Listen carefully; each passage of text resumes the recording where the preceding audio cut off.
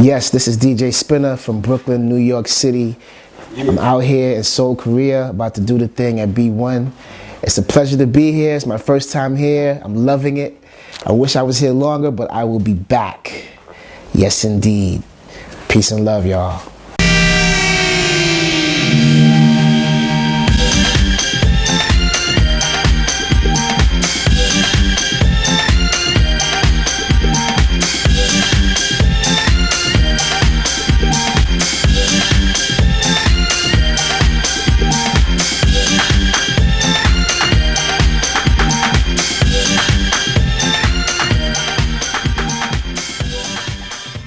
Actually, Chino was here like a year ago, I think, and that was his first tour in Korea with me, like hitting every record spot and all that. Actually, we didn't hit any record spot, but that was the first acknowledgement that he had about Korean records. So yeah, he was like, "Yo, my friend DJs like you and my other DJs gotta hit the tour in Korea." Do you sell on eBay?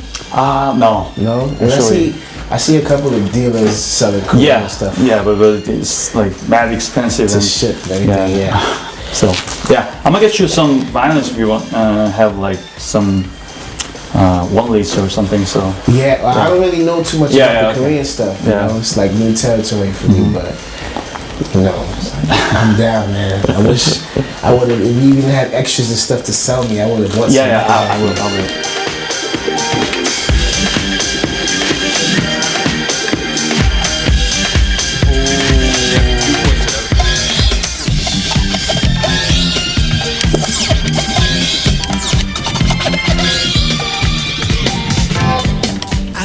So what's really the thing that Jay Lewis used to have, like my favorite thing?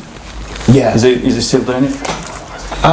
Probably, yeah. I haven't really spoken to him in a long time. I see him at events every once in a while, but and he shot me some years ago some photos, but I haven't really spoken to him in a minute. And actually, myself and my crew DJs are running a record store. Opened a couple of years ago. Yeah, in here.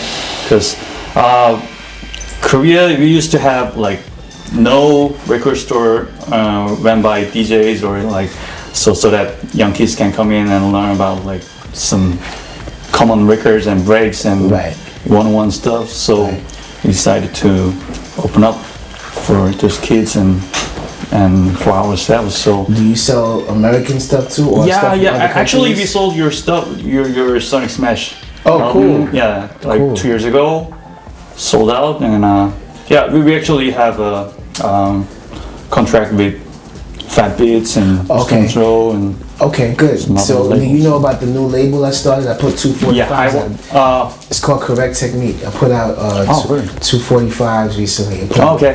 So who's the Fat Beats? Fat Beats. Yeah. Okay, I'm asking. Because sometimes, especially for 45s, they have like very limited quantities, so they don't sell it overseas. So if that happens, I think I gotta contact you for. Actually, I'm selling out of my store as well. My online store. Okay. I have an online shop as well. But I'll get your information and we'll keep in touch. Yeah, I'll send you some stuff. All right. So, what about the High Water Music? Is it? High Water's still functioning and they still have me on the roster, but I don't really. I'm concentrating on my label right now. Oh, okay. So, but they're still doing stuff. I got it.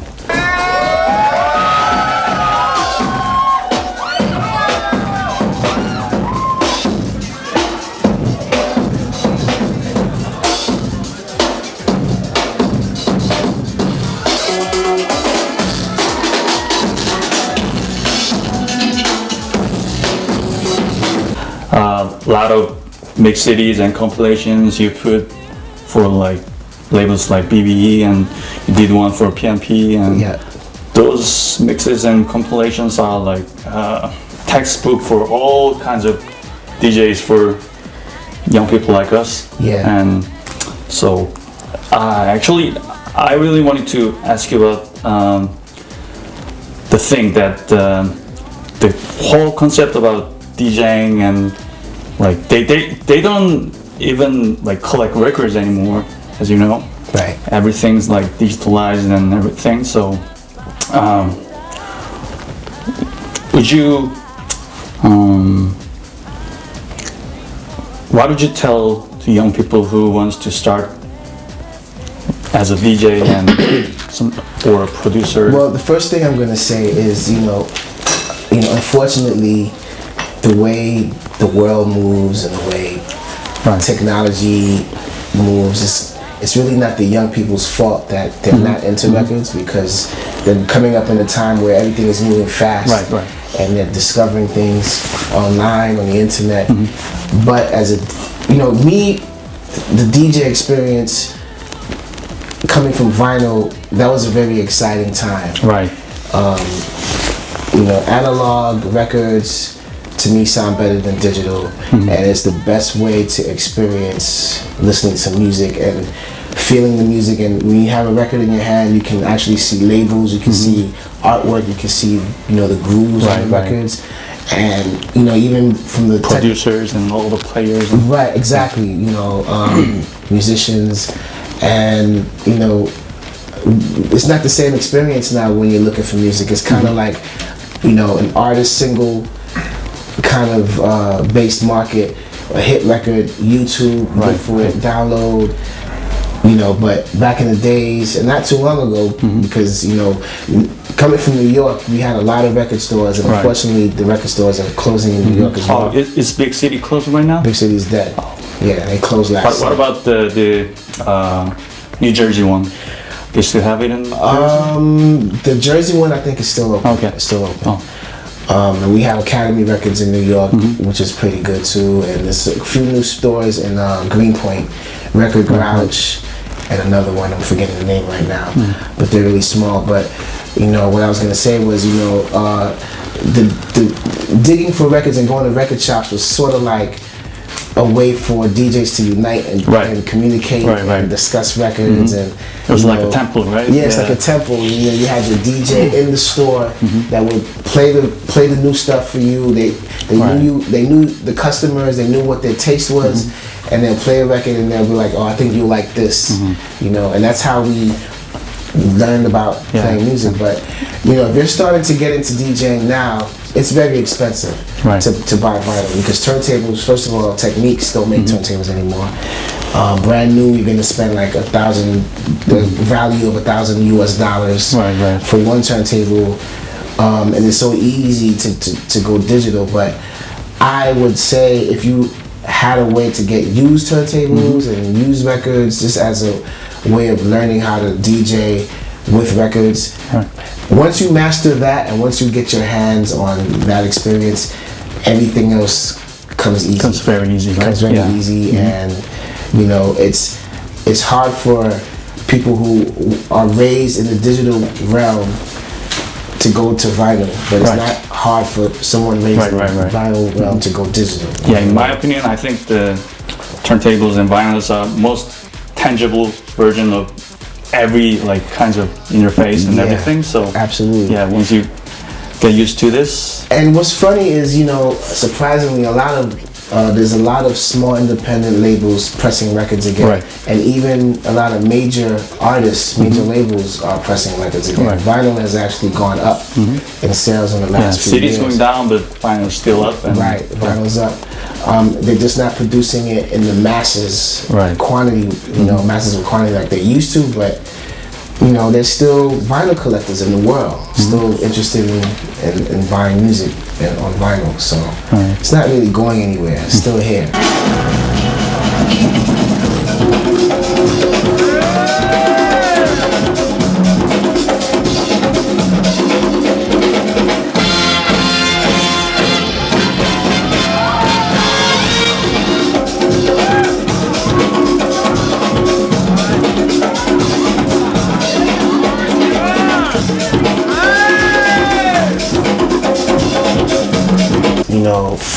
A lot of the stuff that are going on to these compilations are records, music that I grew up with, or even stuff that I discovered in recent years that are rare.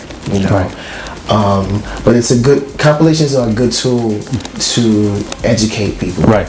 I myself have learned through buying a lot of compilations over the years, especially the stuff that comes out on. I used to come out on BBE, like Kent Dodge's Deep Funk comps. You know, being a 45 collector, and he's one of the best, you know, Deep Funk collectors in the world.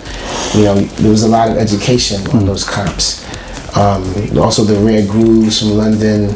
You know, all that stuff, you know, matters. You know, the same way I learned is the same way, I guess, me making these compilations is teaching a younger generation. Yeah, so I think it's more like connecting dots and finding the missing link. Because in here, I started as a hip hop DJ, and I grew up with like MTVs and all that. But as soon as you get too used to like contemporary things, you find some missing link. Where does it come from? Where did it come from? So you kind of have questions, and these are like the answers for that kind of questions. So once again, and plus it also helps those artists. You know, a lot of these artists are forgotten. People don't know who they are. You know, they may not have had a success story with their career, and these compilations oftentimes they revive someone's life. You know, it takes something that was hidden for a long time and exposes it to the world, and you know, if they get sampled, then you know, hopefully they'll get a check. You know what I mean? Like it's a big cycle. And even more, these kind of compilations make the whole new trend in every cities. Like back in like 10 years ago, no one was getting down with like PNP, space disco things and boogie funk and all those stuff, but nowadays it's like common task for every DJs and producers right now. So I think that's it's a new trend, essential work. And it's a new trend. It's a new trend for digging. It's a new trend for people making club music, you know, disco loops and disco house and all that stuff. They work.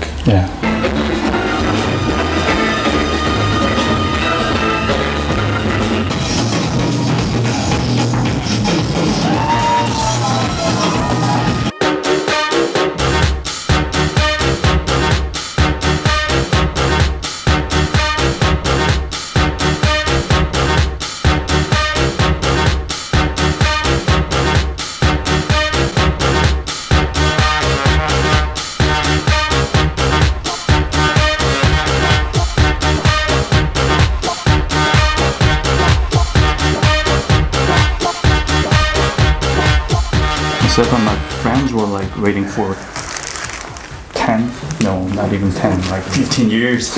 Really? Having solo, Wow. Back in like late 80s, I was myself and the whole crew was a huge fan of Chicken Masters and all those works you put out.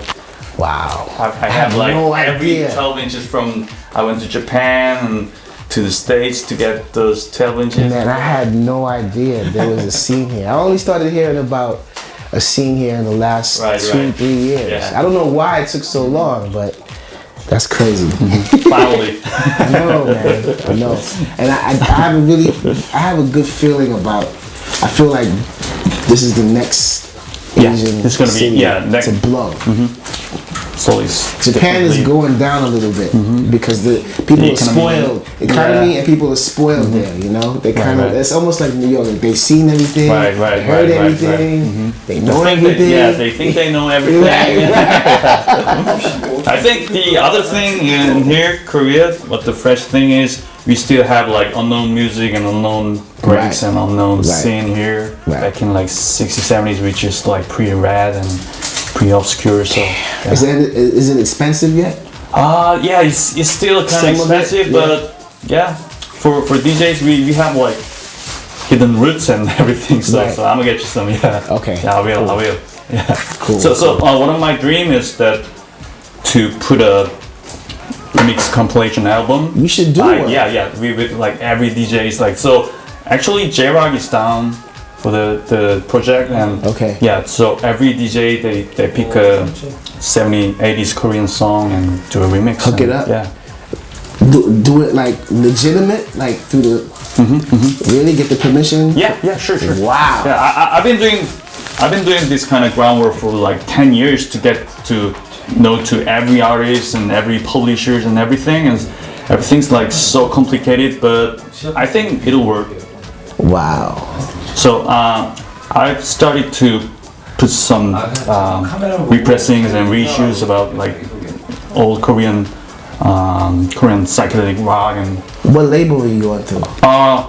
Actually, there's a label who does the kind of reissue stuff, and I suggest them to put some Korean ones. So okay, yeah, I'm gonna send you some samples and that's dope. Yeah. So yeah, once again, it's I feel it's pretty honored for DJs like me in Seoul City to have you like for this gig, and yeah.